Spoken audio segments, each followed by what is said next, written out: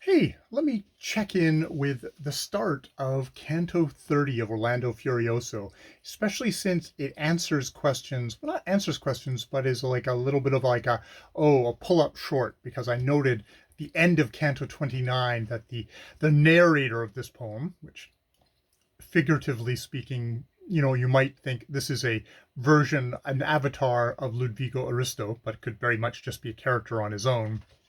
Um, he in that one he was like basically curse all women. This is all Angelica's fault. She deserved this. Why hadn't he killed her and killed all the other cheating, lying women too? And this canto starts off with apologies. In penitence, no tearful sighs acquits us of the wrong which we have done. In vain I grieve to think my words have given pain. And then he gives excuses for, maybe being so angry in the last canto where, and would not only she, this is the end of Canto 29, and would not only she were in his hands, but all the women in the world today, unkind to all their lovers in all lands. There is no scrap of good in them, I'd say. But now, so, that is super, super, super extreme. And that's, that is, I mean, it's so over the top that I think you're supposed to take it as being over the top of being one of these butthurt men.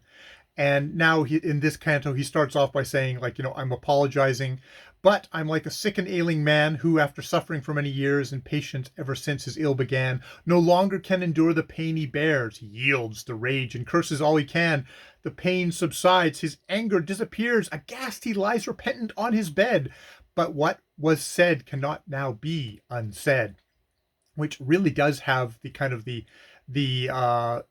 tenor of, we're not, this isn't like a poet addressing an audience, but it sounds like a lover who has screamed some really unkind things at their love and now can't take the words back. And in the next thing, it's like, oh, sweet ladies, pardon me.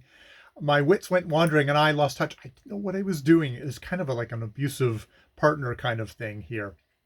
On who, but so pardon me and blame my enemy, on whose account my suffering is such, my state could not be worse, and God above knows how she wrongs me, she knows how I love. So it's there's some real bitterness there in this narrator character, and it's interesting that this is who is it's interesting to see that this is the viewpoint character for a story about a guy who goes insane and goes pillaging and raw and murdering and wounding and destroying all throughout, like massive just male explosion of anger over a woman.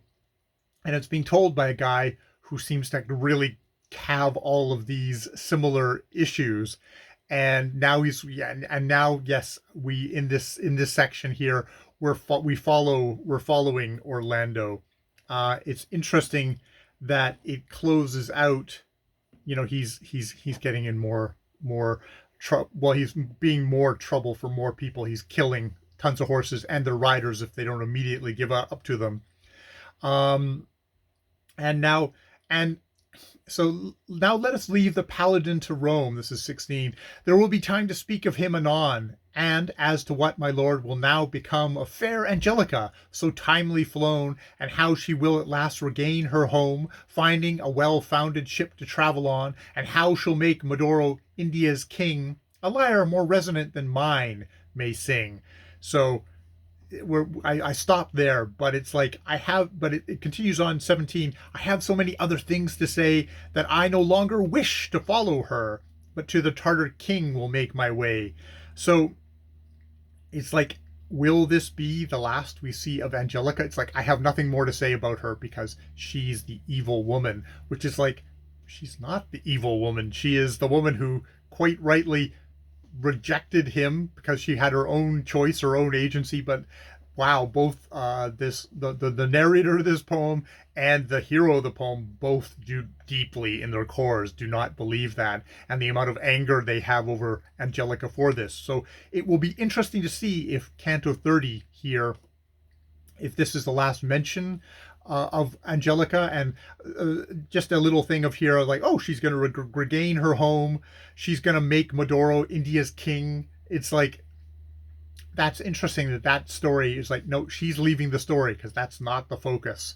It's there is no resolution for, there's no Angelica's got her happy resolution. So now we'll touch back in with Orlando, but Angelica, maybe Angelica got away. Yay for Angelica. All right, I will leave it there. More videos later.